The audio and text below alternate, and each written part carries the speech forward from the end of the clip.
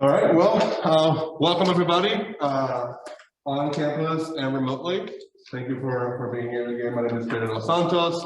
I am a professor of political science here. This is always fun to me. This is the third year I'm doing this. And at some point, I'm gonna have alum that I actually know and had in class, right? But I haven't had that yet. So hopefully in a few years, so the cool thing about this is that I get to know a little bit more about the people who are here before me, the students who are here before me and what they're doing and all that stuff. I always hear stories from all of you, about all of you from our faculty, from Claire, from Phil, from Jim. So it's always fun to see this, Thank you all for being here, even though for most of it isn't required. I still appreciate you coming, because you could still just ditch it. So I appreciate you coming here anyways. So what I'll do, I like to keep this very informal as well. We'll have some questions. They send you some questions, but it really is like kind of share your experience. And I'll have a few questions here and there. But so I want to introduce real quick from my list here. And of course, correct me if I say your name wrong. Or if I say anything that from your career wrong as well. So we have Sean Michael Steele, who's a class of 14, and he's an MBA MPP candidate at the University of Michigan right now. And he is a co-founder of Twin Cities Professionals of Color. And then we have Kelsey Gustafson Sutter. Is that correct, Sutter? Suter, yeah, that's good. Suter, yeah, sorry. Suter, class of 16. And she's vice president, head of digital and communications practice at GQR. And you have to explain to us what those letters mean. Then we have Sean Lynch, class of 2012, and he's a communications manager at 3M, right? And then we have Yemi Fadahunsi, class of 18. She's an equity, diversity, and inclusion outreach director of the United States Senate, right? So in no order, so whoever wants to speak first, give us a little bit of background. So when you were in college, so what was your major? What are the things that you did in college, right? Let's start with that, and then we can move on from there. Whoever wants to go first.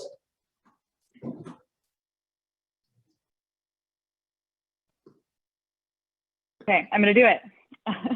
Yeah, so I'm Kelsey. I was class of 2010.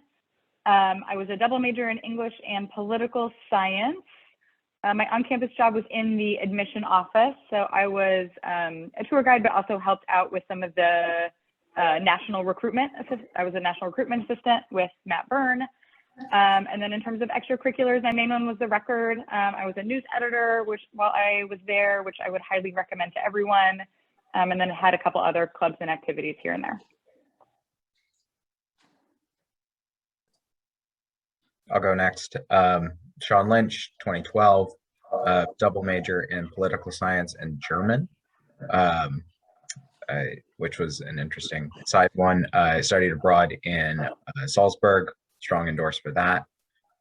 Also participated in the DC internship program. Great opportunities there. Let's see, had a couple of random off-campus jobs at Granite City. Can't say enough good things about Granite City. And then last but not least, worked as a student assistant on the DC internship program with Claire and Matt. Yeah, I can go next. So I'm Sean Michael. I know it says 14, but I technically was also 2012. But while I was on campus, I was in Johnny Blend, so that was an extracurricular that I was involved in for my senior year, which is pretty cool. And then I also I had a couple on-campus jobs, but they were at Gretzky and whatnot, so kind of in the food area. And then I also worked during senior year at Olive Garden in St. Cloud, across from the mall. Hi everyone, my name is Yemi, class of 2018. I majored in political science and my minor was in anthropology. I was involved in the intercultural lead program. I was an RA, and I was also in admissions for some time as well.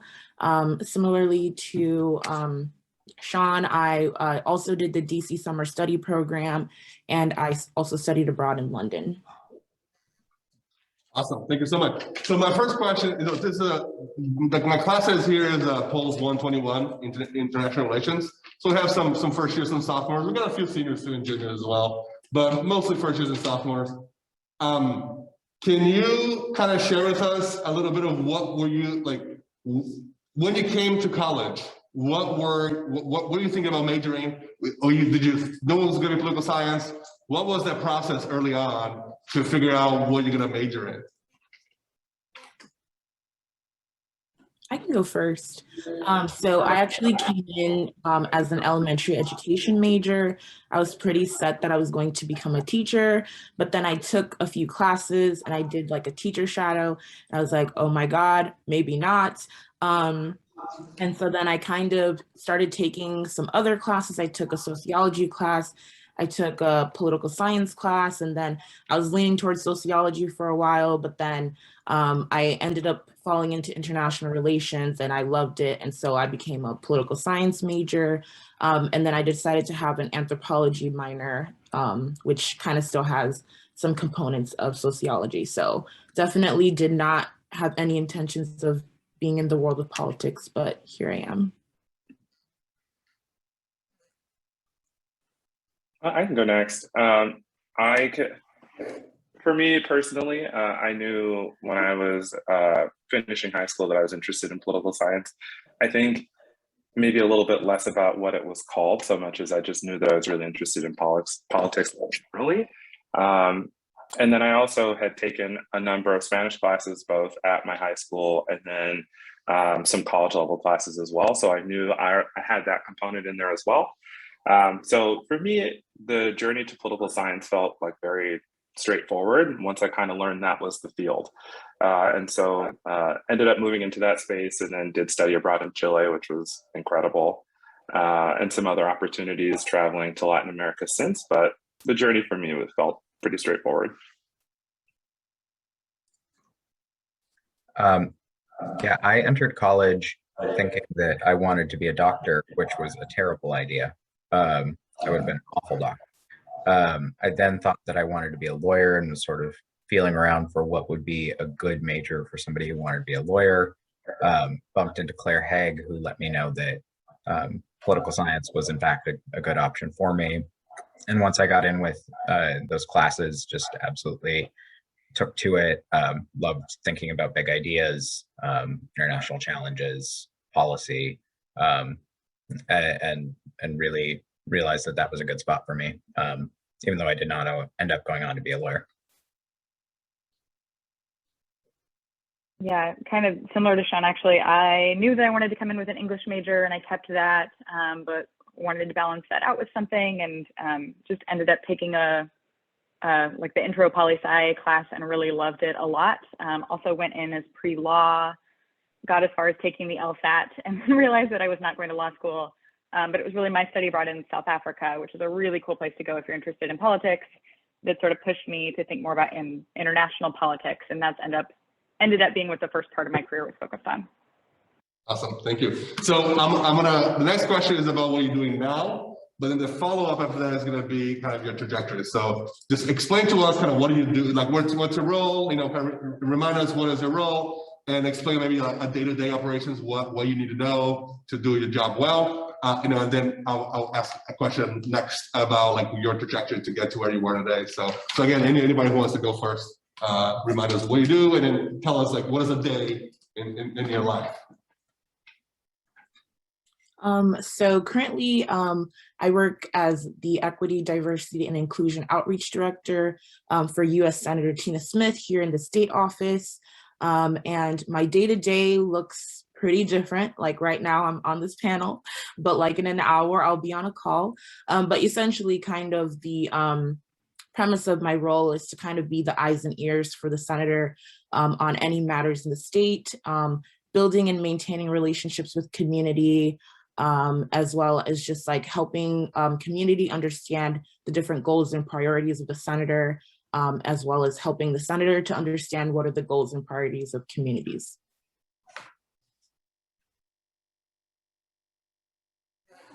I can go. I'll warn you, I have like not gotten this elevator pitch down. I have so bear with me. But yeah, the first part of my career was focused on international politics.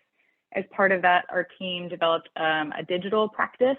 And because we were working in places like Eastern Europe and Latin America, we started to see a lot of sort of foreign interference happening on Facebook in the elections we were working on.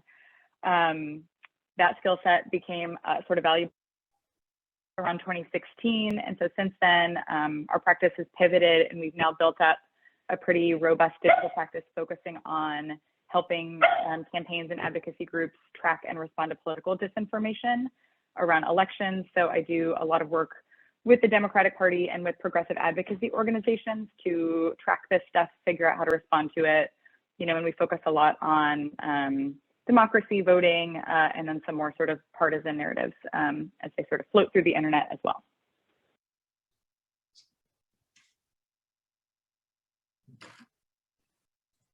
Yeah, I'll go next. I kind of was working on two things prior to coming to graduate school. So right now, my job is learning.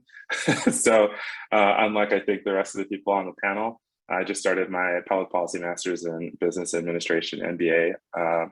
But prior to that, I started a nonprofit in the Twin Cities. So like growing up as a person of color in the Twin Cities, it was,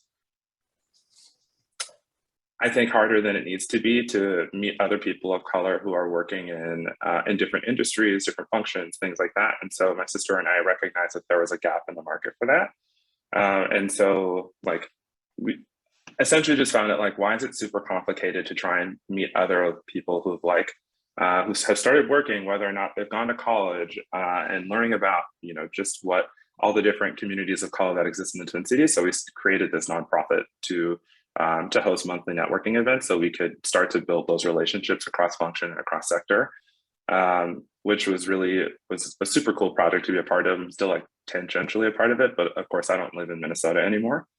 So that's a bit more challenging. And then the other thing too, my like day job was working in IT at Medtronic. So I'd done that for a couple of years prior to coming to graduate school. So I just left that job in August, but there was doing IT software development work. So I was working with a product team, a small product team, and we were responsible for all of the tech that went into packaging and labeling of products like pacemakers or things like that as they were sold to the domestic market in the US and then also external markets around the world. I'll round it out. So I lead communications for 3M on litigation-related topics. That includes both internal communications, helping our employees understand what's going on in the litigation space in a way that makes sense for them and helps them do their jobs. And then on an external-facing role, liaising with the press to answer questions about 3M and ongoing litigation-related topics. This role more recently expanded for me. Up until about a month ago, I was leading our communications related to our environmental footprint and how it overlaps with litigation at sites where we manufacture in the United States and globally. So day to day, working with reporters, writing communications, writing talking points for executives, and helping think through how we can tell our story to multiple different stakeholder audiences in a way that makes sense for them. Awesome. Thank you so much. By the way, Kelsey, you're going to be getting an email from me. I'm doing some research with some students on Twitter and presidents and prime ministers and how that, how they use Twitter. So you're going to get an email from me later on. So be on the lookout for that. Awesome. Love it. Awesome. So actually, I have a question specific for Sean and Michael, but that in a way kind of delves into the next question I'm asking. So you say you worked in IT, right? Which is, a political science, a student, right now, a sophomore in political science, that is not something that I can do, right? So can you tell us a little bit about that process? How did you get to that? And then how did you get from there to where you are now? Oh, it was a process. My direction was very much not a straight line, super all over the place. So just for context, I know other people shared their majors. I did Spanish and political science for my major. So how IT got worked into that is a complete mystery. But No, so I was working in healthcare. I worked for a healthcare provider in the Twin Cities, Alina Health. I was doing admin work for them, so like customer experience type stuff, and then got really familiar with their medical record software, Epic. And so because of my work as a user of Epic, I then got a job actually through a connection with CSBSJU, and Alum hired me to be a business analyst and then start working on the development side of the platform. So use that experience working on the development, like back end side of Epic, to parlay that into another IT job with like completely different field in software development for Medtronic. So the jump was a little crazy, and I would be lying if I said that there were not many times on the job where I was like Googling stuff, like how do I do this? But I made it work, and it was honestly a really cool experience, and taught me to think both at like a system level, but also from like a project management and like project development level. Awesome. Thank you. Yeah, so, so that open up to everybody, kind of this similar question, kind of what is your trajectory to be where you are today?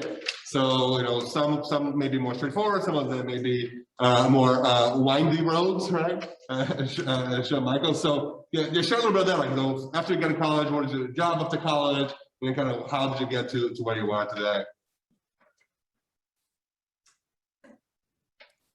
So for me, I graduated in 2018, so not that long ago. But right after I graduated, I actually moved abroad.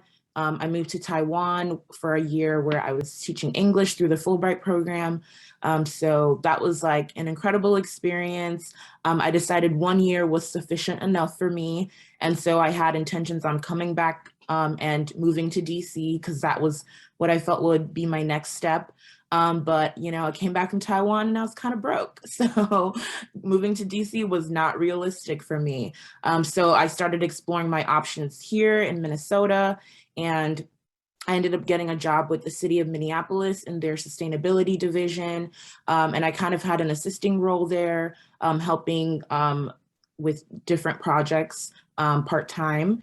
And then the pandemic hit, and George Floyd's murder, and like everything kind of went upside down. So I kind of decided to shift gears and be involved in politics in a different way. And so I ended up actually joining Senator Smith's 2020 campaign. And I did political organizing for her on that campaign, very hard work. But after the campaign, the official side was hiring for this role, and I applied, and that's how I got this job. Awesome. Yeah. So while I was in the DC internship program, I worked for an organization called the Air Conditioning, Heating, and Refrigeration Institute, which is led by a Johnny, Steve Urek. And they offered me the opportunity to come and join their team full time after graduating. And like Yemi, was broke as a joke, but found a way to make it work. And I spent a number of years out in DC after that, working in advocacy politics. Partisan work on the Hill just wasn't a good fit for me.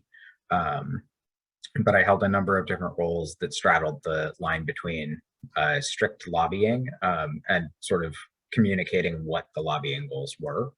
And then in 2016, my wife, who is Benny, and I made the decision that we wanted to relocate back to Minnesota to be closer to family.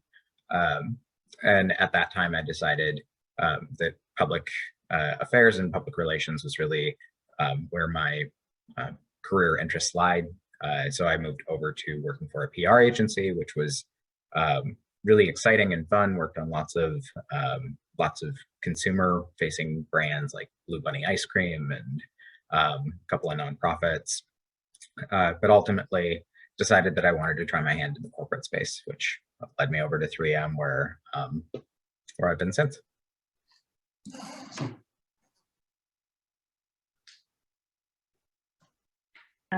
Yep, I can hop in. So I graduated in 2010, which was a really terrible time to graduate into a job market.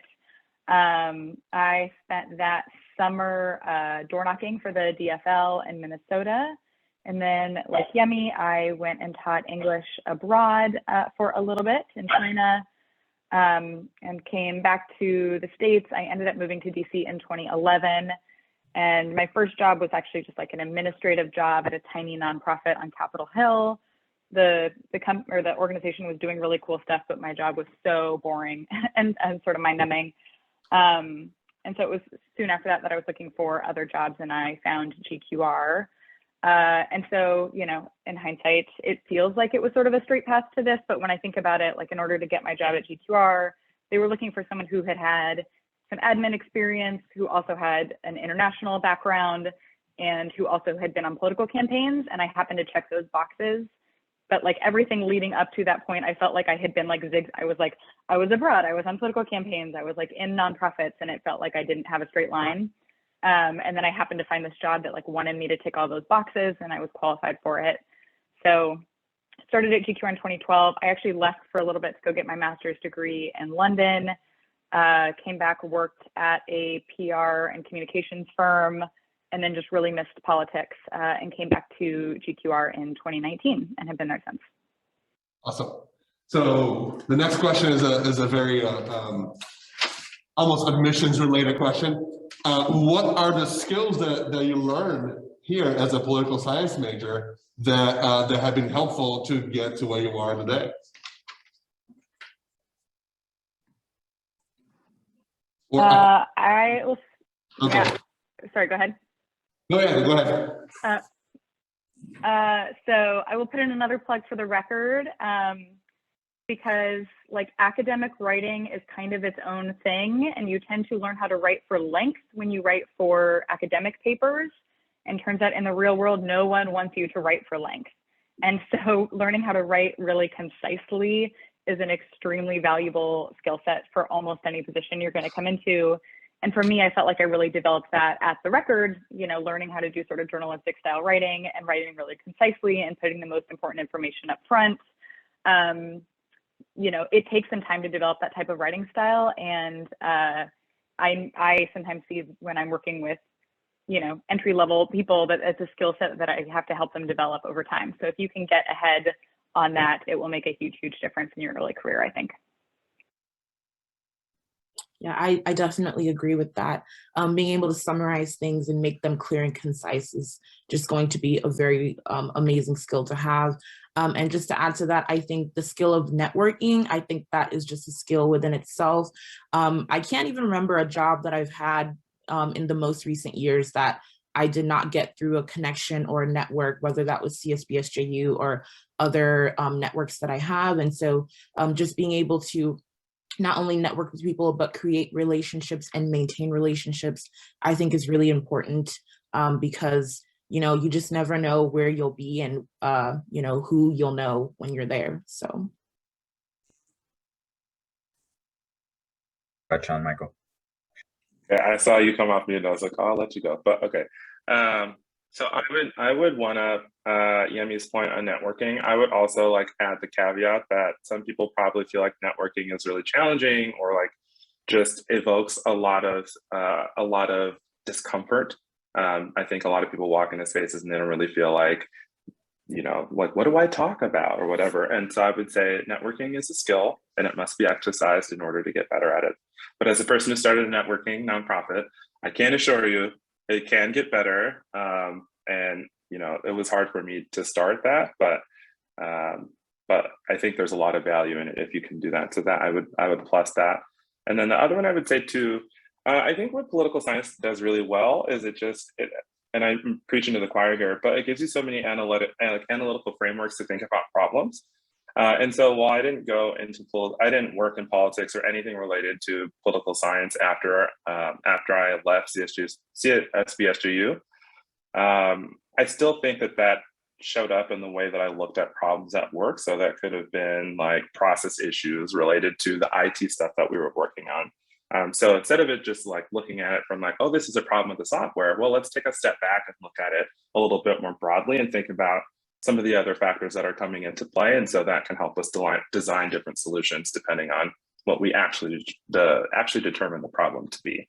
So I think those are two things I would highly recommend, just kind of being mindful of. Yeah, the two I'd point to, the first follows on to Kelsey's point about being able to explain complex information concisely. Political science pushes you to engage with really big concepts and really big ideas, and pushing yourself to be able to squash those down into a concise communication is something that I think is hugely beneficial in careers. The other thing that I think political science taught me to do specifically is to develop a point of view on something and explain my reasoning.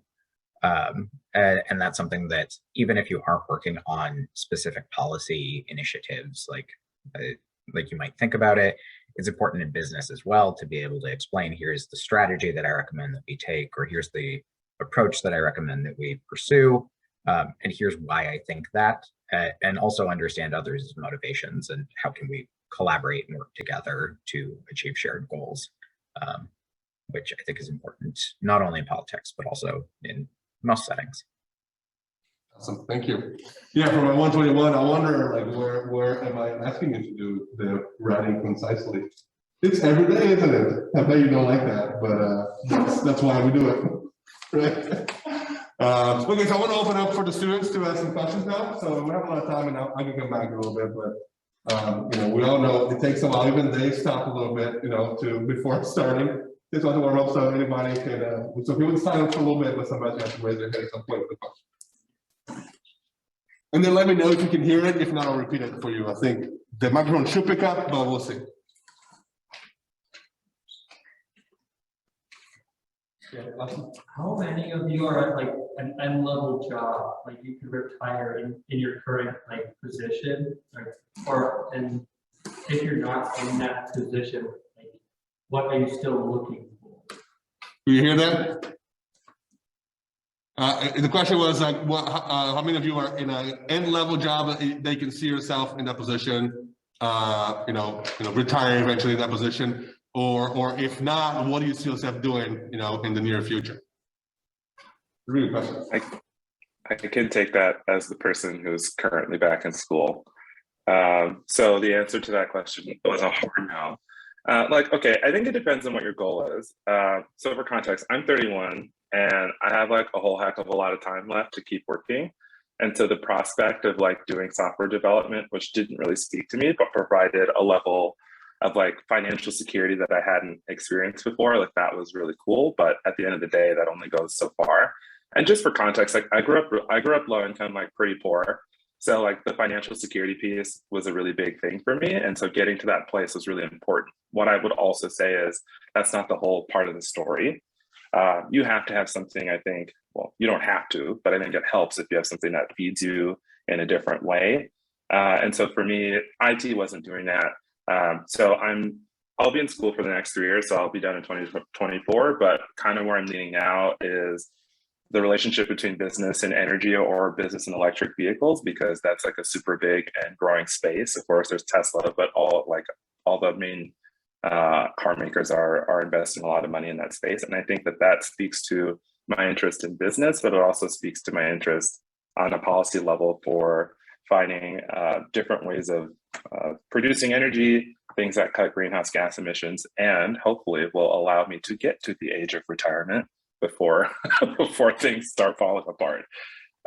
So that's kind of my approach. Again, I think money is important and I think comfort's important, but I also think you need to be mindful of like, is what I'm doing at like 23, 25, 27, is that going to be enough to hold me to those later years? And I would suggest the answer is probably no. And so you'll find yourself moving and changing positions. For me, I am a little under a year in this job, and I definitely don't think that I would do this till retirement. I think there are other careers that I would like to explore in other industries as well. But I think like something is that I'm learning a lot of really amazing skills and hard skills, soft skills. I'm making a lot of really great connections in this job. And so I definitely am putting my best foot forward. And I think eventually grad school will be in the works for me as well. But right now, I'd say I'm kind of soaking up this experience and preparing myself for the next one.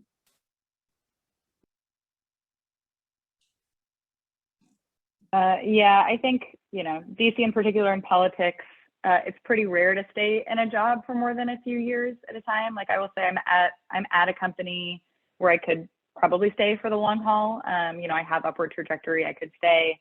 I also work on like a specific, I work around social media, which is sort of always changing. And I'm sort of hoping that the problems that I'm focused on like don't exist in 10 years. So I know that there will have to be some sort of adapting and changing as I go forward. But it's also, to Sean Michael's point, there is like a little bit of a balance between comfort and security and also advancement, especially when you're in sort of consulting positions. Like I'm in, like one of the ways that you get up the ladder is to kind of zigzag your way across companies and leverage one position for a higher position at the next company. And that is sort of one path to sort of rise more quickly. And of course that comes with some risks, and it's annoying to change jobs a lot. And so you're kind of always balancing those things. So I'm really happy where I'm at right now, and I'm not like looking to leave in the near future, but the thought of still being in this position 10 years from now is also kind of scary. So we'll see.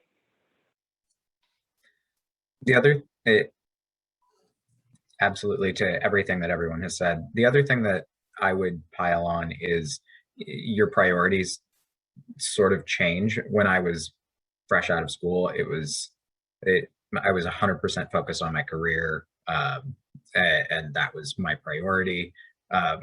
So working 12, 14-hour days was great because that meant that I was advancing in my career and pursuing things that made me happy. As I've gotten older, priorities change. So where I am now is fantastic. I love what I do.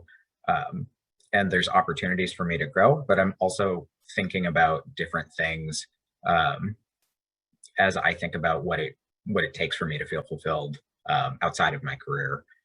And do I really want to keep climbing the corporate ladder, which often does come at a cost, and you sort of have to balance personal life and personal priorities against, having more work and more responsibility. So thinking about those things and being honest with yourself as you advance in your career about how your thinking is evolving as well is something I think is important. So do I see myself spending the rest of my days at 3M? Maybe. Do I see myself working on litigation communications for 30 more years? Probably not. Awesome, thank you so much. And I think it's great too because we're having people in different stages in their careers, right? So that's why I like all those panels too, and they do a great job at getting people from different time periods because you can see the different trajectories as well. So, but I do want to echo what Sean said. Your planning now is very different from planning 5-10 years from now because stuff happens, family obligations, caregiving obligations for elderly people in your family, and of course children in marriage is also something that you're eventually going to have to think about. So thank you for that. Was a really good all-encompassing kind of answer to a really good question. So, all right, next question.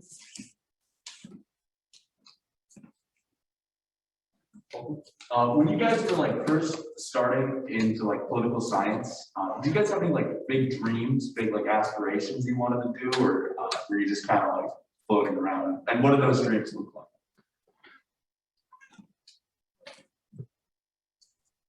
I'll go first as the failed doctor and lawyer. I also, political science is, I think, attracts a type of person who's really ambitious and who has big goals for themselves and wants to push themselves. I think when I first started in politics, I was very interested in seeing how far I could go in the lobbying space and private sector, and then eventually parlay those skills in advocating for a point of view towards running for public office. That's something that remains interesting, but I think I prefer what I'm doing now to the challenges that would be associated with running.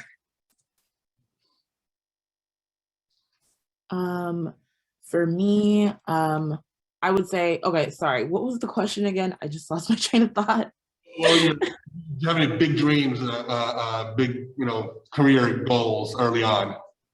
Yes. Okay. So when I started political science, I was very interested in international relations. I still am. And I was like, oh, yes, like on the track to, work for the UN or become a foreign service officer and travel the world. And then I lived abroad for a year, met foreign service officers, and I was like, actually, like maybe I'll stay in one place for longer than a year or two. That seems more realistic. So I think like my interests have definitely shifted, but I still have like some ways that I want to like plug into those interests. So even with my work in the senator, I'm still working on foreign policy in some ways, but just not as involved as like traveling for it or, working in the UN and things like that. So.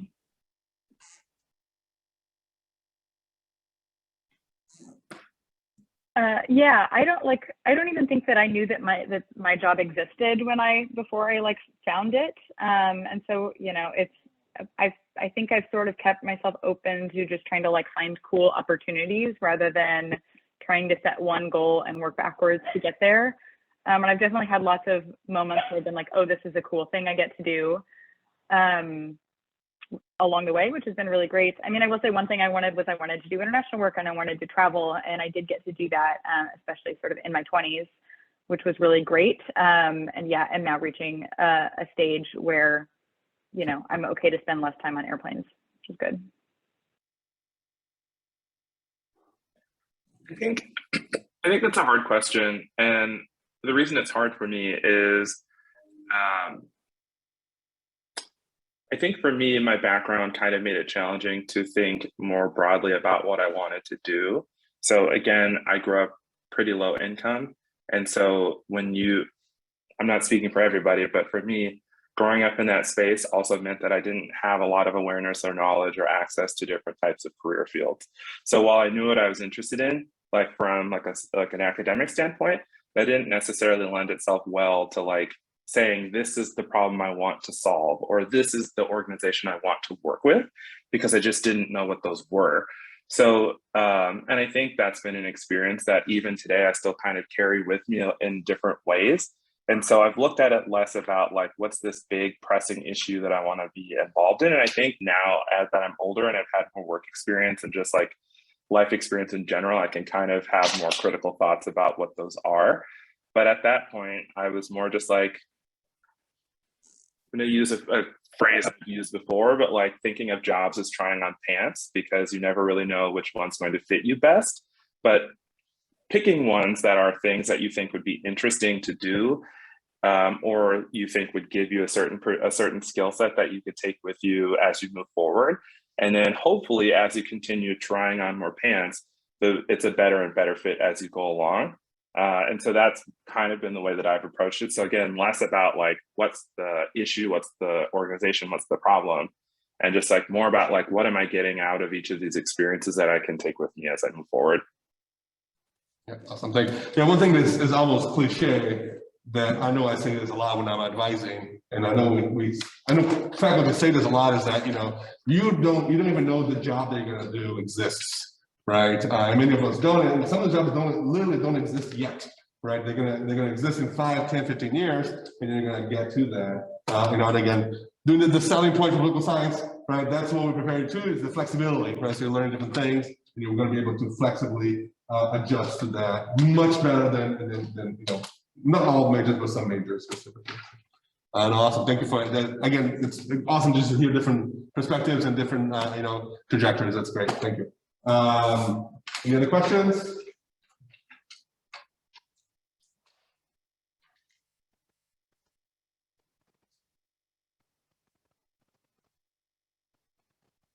We're cool with silence, but it takes a while sometimes. It's okay.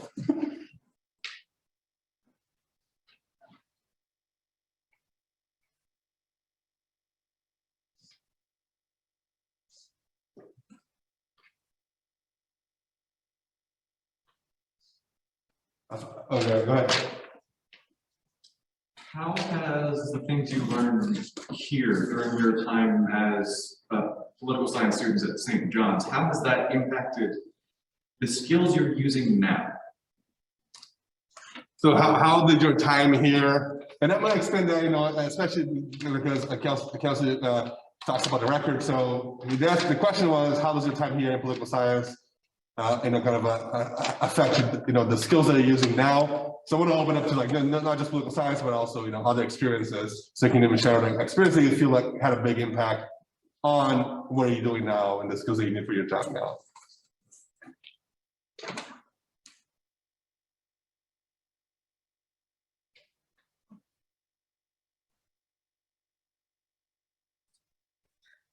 I think one of the things that, as I look back on like my political science classes and specific things that we talked about, it wasn't necessarily any individual issue area or court case or whatever such thing that that sticks with me. It's the engagement that I had with my professors and my classmates, where I didn't necessarily agree with their point of view, but learning to talk through those things in a constructive way, and engage respectfully in those conversations, has been instrumental to me in my current career, where I don't agree with other departments or I don't agree with a strategy that the corporation is taking. But learning how to explain my point of view in a respectful way that helps move the ball forward is something that I started learning to do at St. John's, and I think that that has served me really well.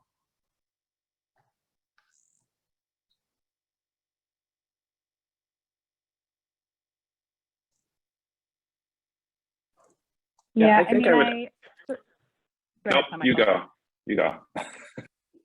Yeah, so I talked about the record and sort of the writing skills. Another thing I think about a lot is touched on this a little bit with my study abroad in South Africa, you know, getting that first introduction to international politics. And one of the things I really loved, we were there during an election season, and just like going out and talking to people were like super open to talking about the campaign with us and what was happening and who they were voting for and why, and hearing people's different perspectives was really interesting. I really found that I really loved like getting to hear people's opinions on things. And this was also sort of reinforced in the classroom, right? Like I remember the politics and political life class, if that still exists, where you're sort of like, to Sean's point, like thinking through your opinions out loud. And I find it helpful to do that sort of as you hear from other people at the same time. So all of those conversations were sort of really in the back of my mind as I went forward.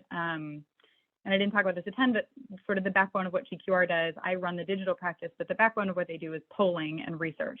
And so I spent the first, 4 years at GQR mostly sitting in focus groups, listening to people talk about their opinions. And so learning to not only be interested in that, but like asking the right questions and asking it in a respectful way, in a neutral way, and sort of reinforcing what Sean said. But a lot of my ability to do that well came out of those experiences I had had both in the classroom and in my study abroad when I was in school.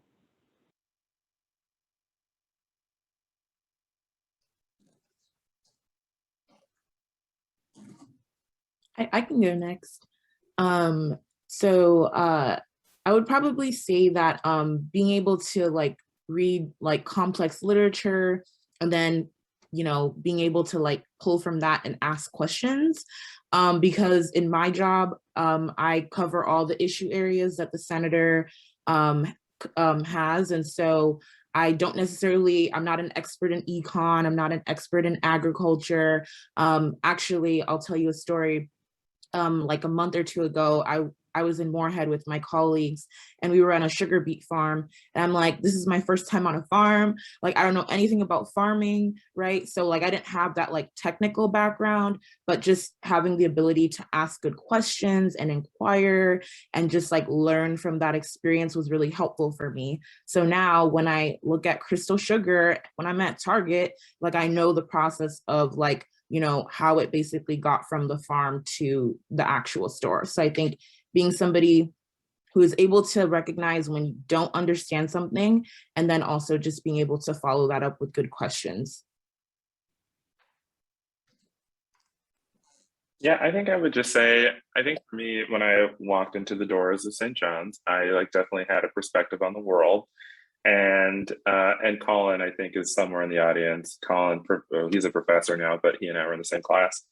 But I think we had many a late night chat about all sorts of different ideas while he was an RA. And so just like being able to be in conversation with people, having to push and sharpen your ideas and your perspectives, I think one does a lot for, like, not saying we got into conflict, but does a lot for conflict resolution. So it helps you to see other people's perspectives in a way, especially if it's one that you just is not natural to you.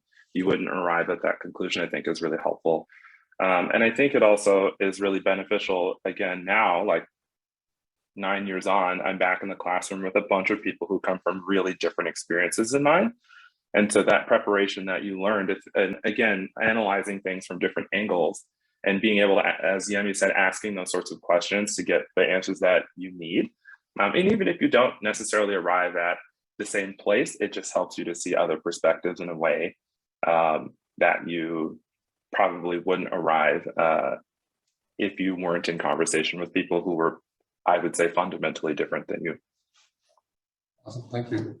Yeah, I wonder why I have the question on the exam about a concept that challenged you. I wonder why that is. So, you know, it's a 9:56. And I think to end this conversation, it's been awesome. Thank you again so much for joining us, for taking your time to do this. So, you know, it was a lot of like information that you share with them, a lot of different you know, tips, but also just kind of getting to know people that are doing this, you know, in the real world is super important. But so if you had to give like one or two pieces of advice for students at St. Vincent John's right now, political science majors or otherwise, right? What would be the one or two pieces of advice that you give to them? Go with that.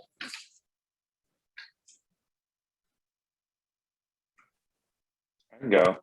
I think just relying heavily on my own experience. I have two. One is ask for help when you need it. Asking for help can be really difficult, especially if you come from backgrounds where you're always having to be the person who's like the expert or kind of pushing forward because you have to take care of other people or other situations. It can be hard to be in a vulnerable position. So asking for help can be, open up so many doors. And then the other one I would say is to take risks. You never know what opportunities are going to come up, and something might seem like my shift from admin work to IT work was like, what am I doing? But taking the risk and seeing where that takes you, you'll get something out of it, even if that something is learning that this is actually a field or a function you don't like, which is, I would say, equally important to learning that there's something that you do enjoy.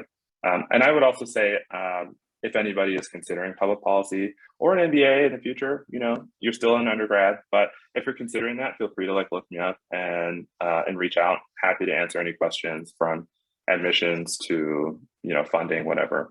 So let me know if you have any questions.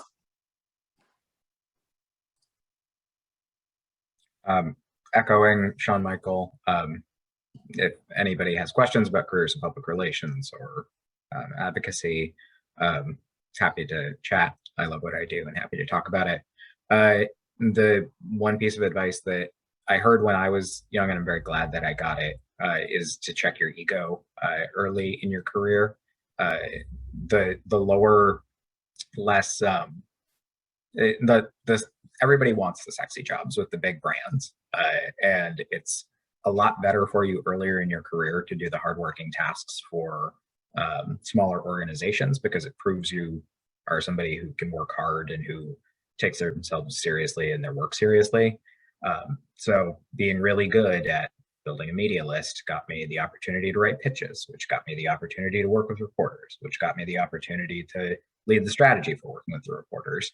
But if I hadn't proved myself doing the more dull stuff early on in my career, I don't think I would have gotten the opportunities that I did. So just reminding yourself that nobody's too good to do anything, especially early on in your career.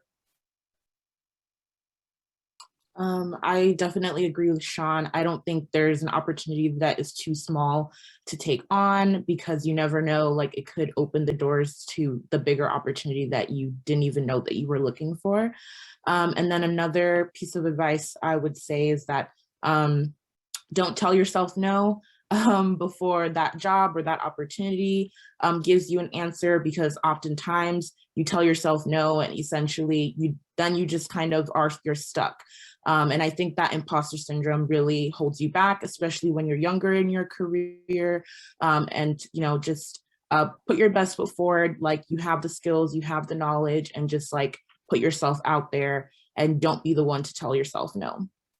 And also happy to connect with anyone who's interested in congressional work in the Senate and state office. And I can leave my email as well. Yes, I think I'm reiterating a lot of this, but at least when I was in school, the big message was like specialize, specialize, specialize. And I kind of did the opposite, and I will put some advice out there for doing the opposite, which is just to say yes to a lot of different things. I ended up, being able to draw on a whole variety of experiences by the time I got into my sort of junior and mid-level positions. And I think that really benefited me. And I was always just really eager to try out new different things and build different skill sets. And so I think just saying yes a lot to things that sound interesting, and not, especially early on, not worrying so much about consistency or being on one career path, or sort of like knowing what that path is going to look like right away. Awesome. Again, thank you so much for joining us. This is always a highlight of me teaching 121 in the fall, because we've been doing this for 3 years now. And I know students get a lot out of it. So thank you again for joining us. And thank you all for being here too.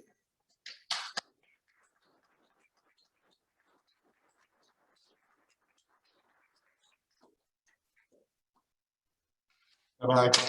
All right. Thanks. Thanks, everybody. Thanks. Bye.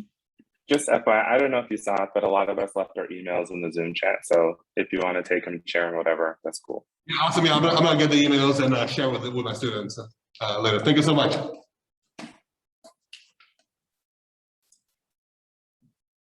We can text to him. Yeah. I saw it is in like an underground life, but like when we can see you, okay.